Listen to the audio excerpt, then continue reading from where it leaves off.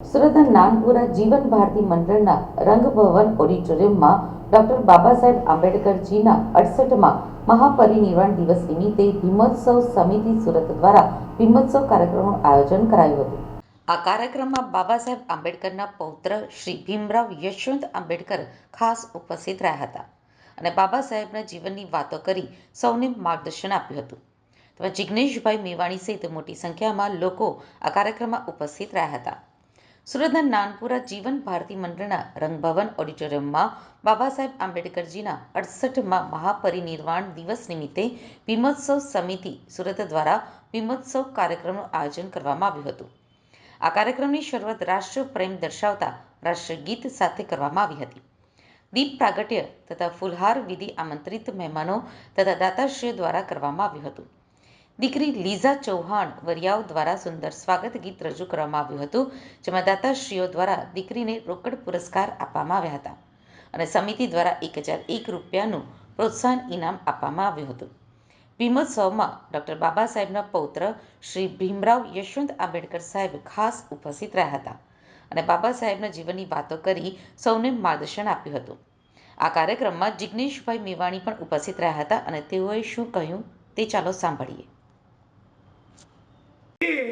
Mahisagar collector ગાળ બોલી ગઈ, ત્યાં લેવા દેવા નથી.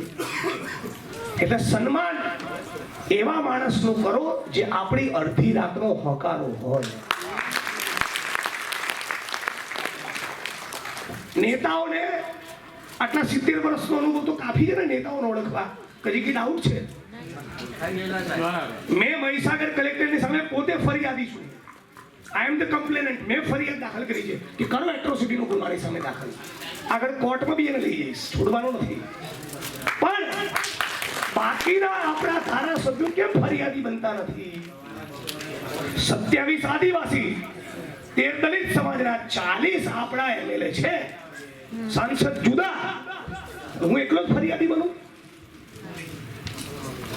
એ કેમ ફરિયાદી બનતા નથી?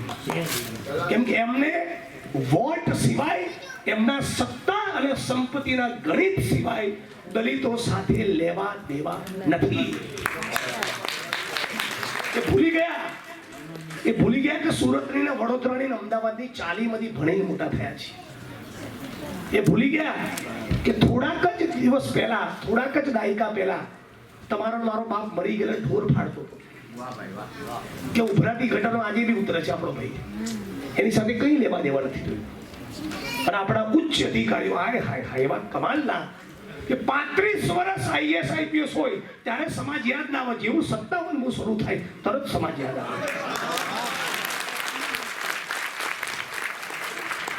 28 વર્ષ, 32 વર્ષ, 35 વર્ષ કલેક્ટર હોય, એસપી હોય ત્યારે સમાજ યાદ આવે. તમારી વાત નથી. એ તો મુવમેન્ટ વાળા છે.